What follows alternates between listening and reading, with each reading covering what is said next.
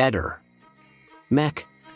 Pallister. Garlasco, atto 873. I RIS tornano nella villetta dei Poggi con droni e, perché no, forse anche un metal detector da spiaggia. Anno del Signore 2025. Il caso Garlasco è ancora lì, come una vecchia ferita che non smette di prudere. E allora cosa fanno gli inquirenti? Ma è ovvio, tirano fuori i droni, i laser, gli scanner. Manca solo il professor Oak di Pokémon a spiegare le impronte con l'ologramma. Siamo all'ennesimo sopralluogo, quello che in gergo tecnico si chiama ricominciamo da capo ma con la tecnologia che ci siamo scordati di usare nel 2007, nella famigerata villetta dove 18 estati fa fu uccisa Chiara Poggi. Obiettivo ufficiale dell'operazione high-tech, ricostruire le traiettorie del sangue. Già, perché a distanza di quasi 2 decenni pare che non sia ancora chiaro da dove sia partito, dove sia finito e perché ci sia finito lì. In sostanza stiamo parlando di un omicidio del 2007 a cui nel 2025 si cerca di applicare la CGI di Avatar 2. Le fonti parlano di una ricostruzione tridimensionale degli ambienti. Il che, detto fuori dai denti, fa un po' pensare a un videogioco investigativo in VR, dove però il finale continua a essere un to be continued che neanche le serie turche. Il decreto di ispezione, notificato da tempo alle parti, ma non tutte le parti come vedremo, ha visto coinvolta anche l'avvocata di Andrea Sempio, la sempre presente Angela Taccia, che, sia chiaro, è stata informata solo ieri. Basita, dice lei. E lo capiamo, ricevere inviti last minute per un sopralluogo dopo 18 anni non è proprio il massimo del galateo. E a proposito di Andrea Sempio, eccola che rispunta. La famigerata traccia 33, ovvero quell'impronta palmare scoperta nel 2007, all'epoca catalogata come non si sa perché senza creste. Ora colpo di scena. 18 anni dopo, pare proprio che quella manata sia sua. Che coincidenza pazzesca. Così incredibile che nemmeno un episodio di CSI Miami avrebbe avuto il coraggio di scriverla. Va detto per amor di sarcasmo e procedura che l'impronta potrebbe essere precedente al delitto. È riemersa grazie alla ninidrina, una sostanza chimica che reagisce al sudore. Insomma, altro che RIS, qui servirebbe uno psichiatra per spiegare come sia possibile che un'impronta ignorata per un decennio e mezzo oggi diventi l'indizio. La difesa di Sempio, con impeccabile fantasia narrativa, ha fornito una spiegazione degna di un pomeriggio d'infanzia anni 90. L'impronta sarebbe stata lasciata durante una delle frequenti visite a casa Poggi, mentre Andrea e Marco, il fratello della vittima, si recavano in cantina per prendere dei giochi da tavolo. Sì, perché pare che il Cluedo e il Monopoly abbiano un ruolo centrale nella scena del crimine. Forse si stava giocando a chi è l'assassino e qualcuno ha confuso il gioco con la realtà. Succede.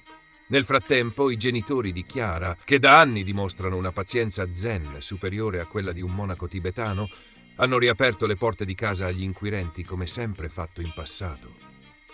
Gentili come sempre, ma anche stavolta un po' seccati, perché il decreto di ispezione, sorpresa, è arrivato ai giornalisti prima che a loro. E no, non è una puntata di Striscia la notizia, è solo il solito modo italiano di gestire l'informazione investigativa, prima al pubblico, poi ai familiari delle vittime. Gli avvocati Tizzoni e compagnia, sempre sul pezzo, hanno fatto sapere che la procura di Pavia si era impegnata a garantire riservatezza. Promessa che, evidentemente, è evaporata con la stessa velocità di un'impronta digitale in piscina. Inoltre, non è ben chiaro perché si stia procedendo con accertamenti che, parole loro, sembrerebbero sovrapporsi a quelli già fatti ai tempi del processo a carico di Alberto Stasi, l'unico condannato per l'omicidio. In sintesi, a Garlasco si continua a scavare, scannerizzare, misurare, dronare e tridimensionalizzare. La giustizia italiana ha deciso di affidarsi a laser e ricostruzioni digitali, nella speranza che la verità, come nei migliori film di fantascienza, emerga pixel per pixel. Intanto però, nella vita reale, Chiara è morta nel 2007 e siamo ancora qui nel 2025 a cercare di capire chi ha premuto il tasto fine partita. Oggi si conclude un percorso relativo all'incirco probatorio della CAM3. Il primo step si è verificato con un'inconcludenza rispetto all'ipotesi accusatoria che voleva una compatibilità tra la sagoma di Luis da Silva e quella dell'ignoto. Oggi andremo a verificare in contraddittorio tra le parti se vi è una possibilità di riconducibilità del colore della pelle dell'ignoto rispetto a un colore chiaro piuttosto che uno scuro, e le prime note si porta a una conclusione di inconcludenza. Verificheremo all'esito dell'udienza, quello sarà appunto la conclusione del collegio peritale, un collegio peritale estremamente attento sia nella prima fase che in questa seconda fase.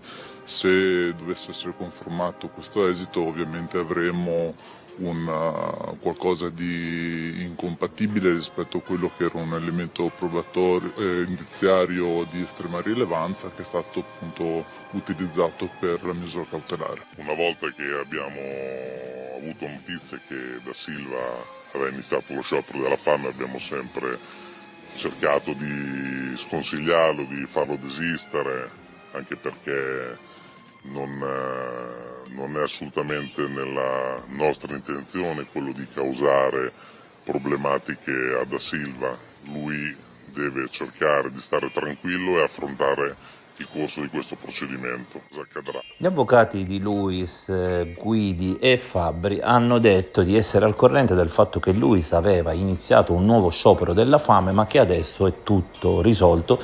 Quindi Luis non solo starebbe benissimo, ma a giorni avrà anche l'esame per passare la terza media. Il problema è che Valeria non la pensa così, nel senso che nelle ultime ore non solo ha confermato che lo sciopero della fame Luis lo starebbe continuando, ma addirittura ha espresso grande preoccupazione dicendo che il deperimento di Luis è palese sotto gli occhi di tutti. A questo punto bisogna capire dove sta la verità, se sta negli avvocati o se Valeria ancora una volta potrebbe aver detto qualcosa che non corrisponde esattamente a ciò che è, e in tal caso anche bisognerebbe capire come mai.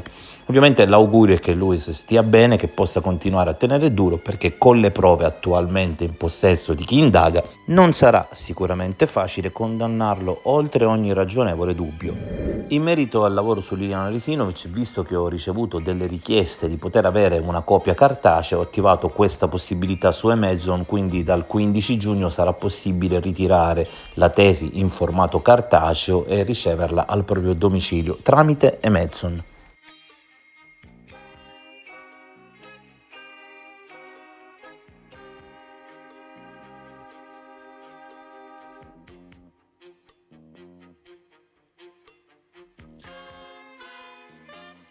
Ehi, non dimenticare di iscriverti a questo canale.